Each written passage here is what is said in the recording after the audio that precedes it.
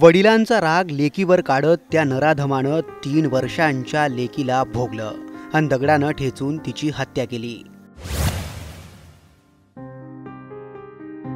3.5 वर्षाच्या मुलीवर इतका खालच्या पातळीचं झालेलं आहे। जोपर्यंत तिला न्याय मिळत नाही, जोपर्यंत त्या समोरच्या व्यक्तीला फाशी होत नाही, तोपर्यंत माझ्या मामाची मुलीची अंत्यविधी होणार नाही।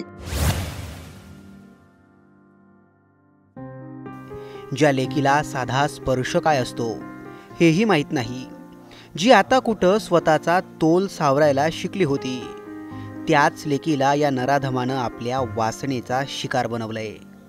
या राक्षसानं आधी तिला मनसोक्त भोगलं आणि नंतर दगडानं ठेचून त्यानं पाप लपवण्याचा प्रयत्न केला। ज्यांनी केलंय ना त्याला गावात फाशी होईल तरच आम्ही अंत्यविधी करू। पब्लिकच्या हवाले पाहिजे, अंत्यविधीच करणार नाही। मग आम्हाला फक्त न्याय पाहिजे, त्याला फक्त आमच्या जवळ पाठवून द्या। आम्हाला न्याय हवा, बस काहीच नको पाहिजे।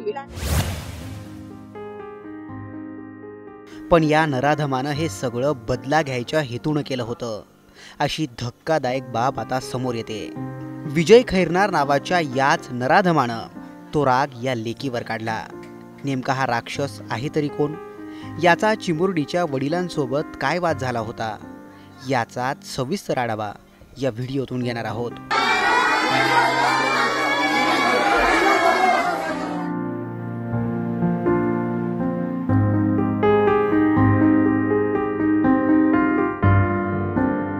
तुमच्या स्क्रीनवर दिसणारा हाच तो 24 वर्षांचा नराधम विजय खैरनार। या राक्षसानं माणुसकीलाही काळीमा फासणारं कृत्य केलंय। विजय खैरनार हा मालेगावच्या डोंगराळे भागातला रहिवाशी। अगदी महिनाभरापूर्वीच पीडितेच्या वडिलांचं आणि विजयचं काही क्षुल्लक कारणामुळे वाद झाला। याच वादाचं हाणामारीत रूपांतर झालं। बस हीच गोष्ट या राक्षसाच्या जिव्हारी लागली। ज्यानं आपल्यावर हात उचलला त्याला धडा शिकवायचा, जणू असा चंगच या राक्षसानं बांधला। याच रागातून विजयनं त्या 3 वर्षांच्या लेकीवर आपली भडास काढण्याचा निर्णय घेतला।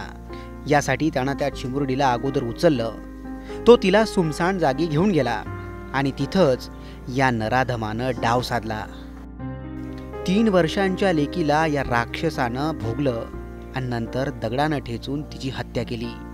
या घटनेनं मालेगावात तणावाचं वातावरण निर्माण झालंय। आरोपीला फाशी द्या असं म्हणून लोक आता रस्त्यावर उतरले आहेत।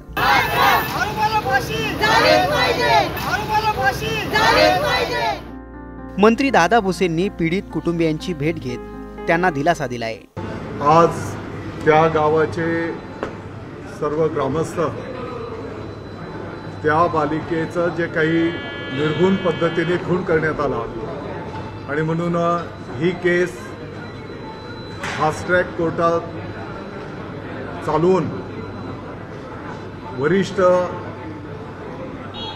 वकील महोदय त्या ठिकाणी देऊन फास्ट ट्रॅक कोर्टमध्ये ही केस चालवावी आणि त्या आरोपीला फाशीची शिक्षा मिळाली पाहिजे, अशा प्रकारचं निवेदन त्या गाव पातळीच्या पासून तर आमच्या संपूर्ण मालेगाव तालुक्यामध्ये जो काही तीव्र भावना व्यक्त झालेल्या आहेत त्या संदर्भातलं निवेदन माननीय मुख्यमंत्री महोदयांना देण्यात आलेलं आहे।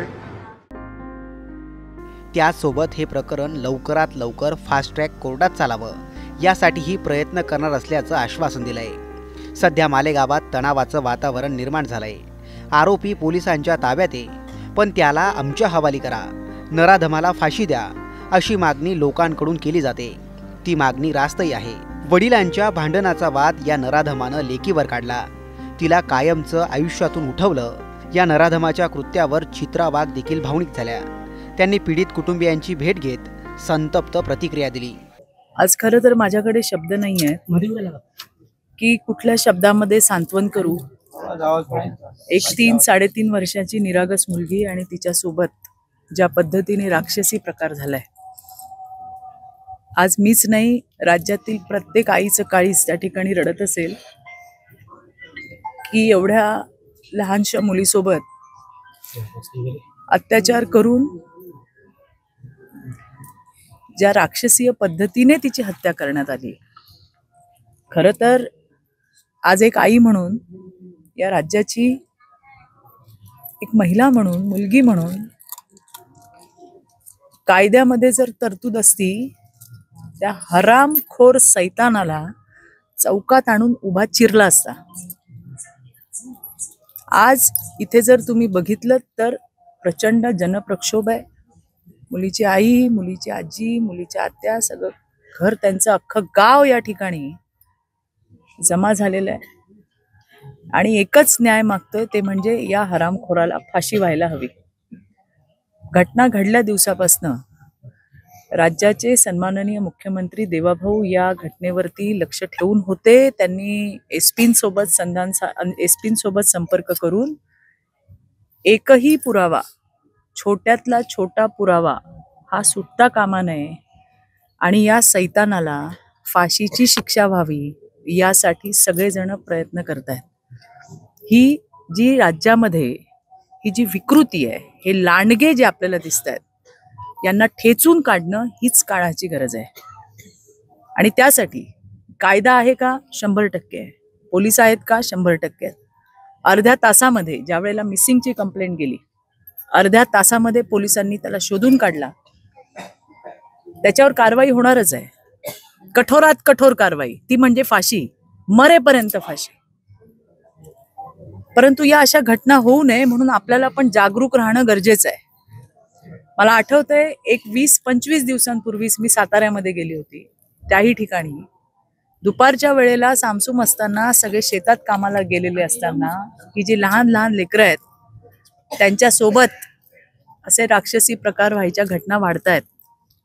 म्हणून आम्ही पोलिसांनाही सांगणार आहोत की इथे पेट्रोलिंग वाढली पाहिजे दुपारच्या वेळेला, ज्या वेळेला घरातले सगळी माणसं ही शेतामध्ये असतात, मुलं इथं खेळत असतात, त्यावेळेला पेट्रोलिंग व्हायला पाहिजे, पेट्रोलिंग वाढली पाहिजे. डोंगराळे गावचे सगळे ग्रामस्थ हे आज त्या परिवारासोबत आहेत, त्यांच्यासोबत ताकदीने उभा आहे. संपूर्ण आमचा समाज त्यांच्यासोबत उभा आहे. आम्हीच नाही, या राज्यातलं प्रत्येक घर, प्रत्येक आई ही आज दुसाने परिवाराच्या सोबत उभी आहे. आणि म्हणून याला कठोरात कठोर शिक्षा म्हणजे फाशीच व्हायला पाहिजे, ही सगळ्यांची मागणी आहे. आणि ती त्याला फाशीच होणार ही देवाभाऊंच्या वतीने मी शब्द देते. आज या ठिकाणी येताना मन भरून आले, मन फाटून निघाले, माझ्याकडे शब्दच नाही आहेत. मी काय सांगू त्या आईला, जिनी 7 महिन्यामध्ये जन्माला आलेली लेकरू 90-900 ग्रॅमचं तिला कसं कसं करून वाढवलंय. आणि आज ते वाढवलेलं आमचं बाळ, निरागस बाळ, त्याचे अक्षरशः लचके तोडले. तर अशा राक्षसाला, अशा हरामखोराला, सैतानाला फाशीशिवाय दुसरा कुठलाही असूच शकत नाही. प्रत्येक आईचं आणि प्रत्येक बाईचं मन हे आज त्या ठिकाणी रडतंय. कशा पद्धतीने आमच्या छोट्याशा मुलीला त्या ठिकाणी कुस्करून टाकलं, तिला मारून टाकलं. आणि म्हणून परिवाराची पण तीच इच्छा आहे. मी मगाशी तुम्हाला म्हटलं की एक आई म्हणून माझी इच्छा आहे की अशांना भर चौकामध्ये आणून त्याला मारलं पाहिजे. ही एक आई म्हणून भावना असताना कायद्याच्या चौकटीमध्ये राहून आपल्याला काय करता येतंय, तर आपल्याला त्यासाठी जलद गती न्यायालयामध्ये, फास्ट ट्रॅक आपण ज्याला म्हणतो, त्या ठिकाणी ही केस दाखल करायची, असे सगळे ज्या काही सूचना आहेत त्या पोलिसांना दिल्या गेलेल्या आहेत. मी येताना निकम साहेबांशी सुद्धा बोलले. उज्ज्वल निकम साहेब होते, त्यांच्याशी मी या संदर्भामध्ये बोलले. ते सुद्धा या केसमध्ये अधिकची माहिती ही त्या ठिकाणी घेणार आहेत. त्यामुळे ही मुलगी फक्त दुसानेंची मुलगी नाही, महाराष्ट्राची मुलगी होती, आमच्या सगळ्यांची मुलगी होती. आणि तिला न्याय मिळेपर्यंत आम्ही कुणीच शांत बसणार नाही. या विकृतीला मुळापासून ठेचून काढलं पाहिजे. दुश्मनी काढण्यासाठी अत्यंत खालच्या थराला जाणाऱ्या अशा नराधमांना तात्काळ फाशी दिली पाहिजे. याबाबत तुम्हाला काय वाटतं? कमेंट करून नक्की कळवा.